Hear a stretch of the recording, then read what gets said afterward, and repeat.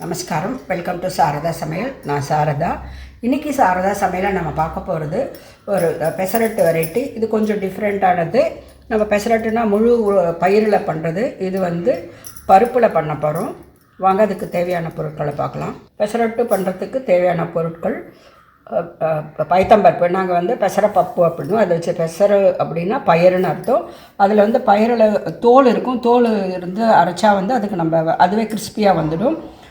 நான் பருப்பு போட்டு அரைக்கிறதுனால நான் அரிசி எடுத்திருக்கேன், கொஞ்சம் கிறிஸ்பியாக வரத்துக்காக.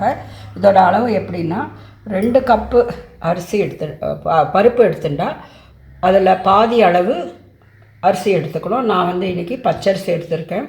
வேணும்னா டிஃபன் அரிசி கூட சேர்த்துக்கலாம், அது நம்மளோட விருப்பம். முதல்ல இந்த ரெண்டுத்தையுமே நல்லா அலம்பிட்டு 2 மணி நேரம் ஊற வைக்கணும். அரிசியையும் 2 தடவை அலம்பிட்டேன். இப்போது இதுக்கும் நல்லா தண்ணி விட்டு ஊற வைக்கலாம். 2 மணி நேரம் ஊறணும். 2 மணி நேரம் கழித்து பார்க்கலாம். நல்லா அரிசி ஊறிட்டு இப்போ முதல்ல அரிசி அரைச்சிக்கலாம்.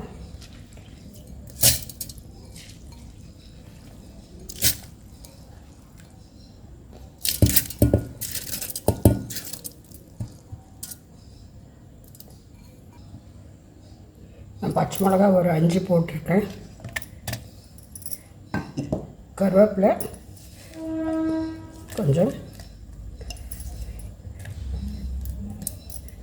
இதை முதல்ல ஒரு 3/4 அரைச்சிட்டு அதுக்கப்புறம் கொஞ்சம் பருப்பு சேர்த்து அரைச்சிக்கலாம். அரிசி கொஞ்சம் ரவையாக அரைச்சிருக்கேன். இப்போ கொஞ்சம் இது 2 ஈடு அரைக்கணும். 2 ஈடுக்கு 2வது ஃபுல்லாக போட்டால் ஜாஸ்தியாக இருக்கும். அதனால் இதில் கொஞ்சம் முதல்ல இப்போவே போட்டு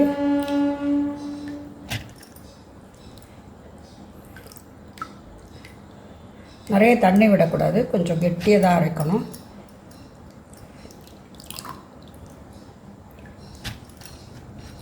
இப்போ இதை அரைச்சிட்டு கொண்டு வரேன். நான் 2வது ஈடும் பருப்பு நல்லா அரைச்சி கொண்டு வந்தாச்சு. இதில் நான் தண்ணியே சேர்க்கலை.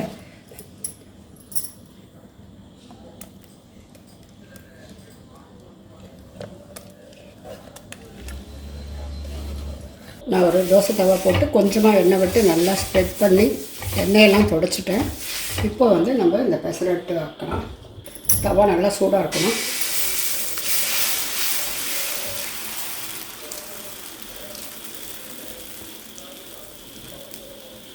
இப்போ இந்த தோசை நல்லா வெந்தெடுத்து கலரும் மாறிடுத்து. 1-2 இடத்துல தான் பச்சை மாவு இருக்குது. இப்போ இதில் கொஞ்சம் எண்ணெயை விடலாம். வெந்த பிறகு எண்ணெயை விடணும், இல்லாட்டி தோசை வேகிறதுக்கு கொஞ்சம் டைம் எடுத்துக்கும்.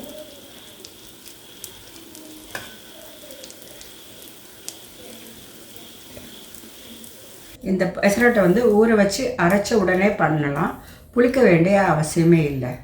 நம்மளுக்கு கிறிஸ்பியாக வரணுன்னா ஒரே ஒரு பக்கம் மட்டும் நம்ம போட்டு எடுக்கணும், அப்போ தான் கிறிஸ்பியாக இருக்கும். இது கொஞ்சம் கோல்டன் ப்ரௌன் ஆகிற வரைக்கும் கொஞ்சம் வெயிட் பண்ணலாம்.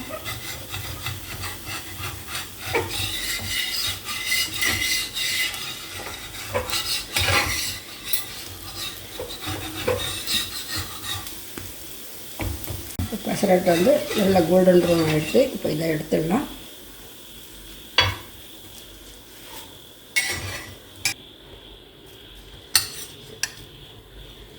இதே மாதிரி தான் எல்லாத்தையும் பண்ணணும்.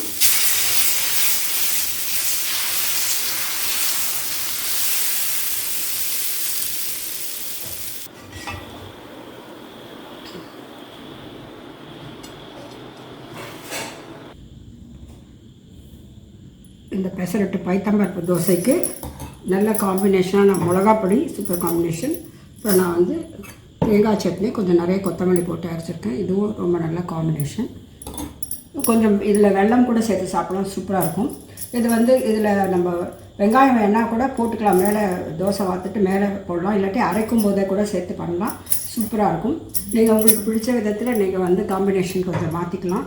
நான் இன்றைக்கி வெங்காயம் எதுவுமே சேர்க்காத ஒரு தோசை பண்ணியிருக்கேன். ப்ளெயினாக பெசரட்டு பண்ணியிருக்கேன். அதுக்கு காம்பினேஷனாக சட்னி மிளகாப்பொடி வச்சுருக்கேன். நீங்கள் உங்களுக்கு பிடிச்ச காம்பினேஷனோட இந்த பெசரட்டை ட்ரை பண்ணி பார்த்துட்டு உங்களுக்கு எப்படி வந்ததுன்னு சொல்லிட்டு எனக்கு மறக்காமல் கமெண்ட் பண்ணுங்கள். இன்னொரு வீடியோவில் உங்களை நான் சந்திக்கிறேன். நன்றி, வணக்கம்.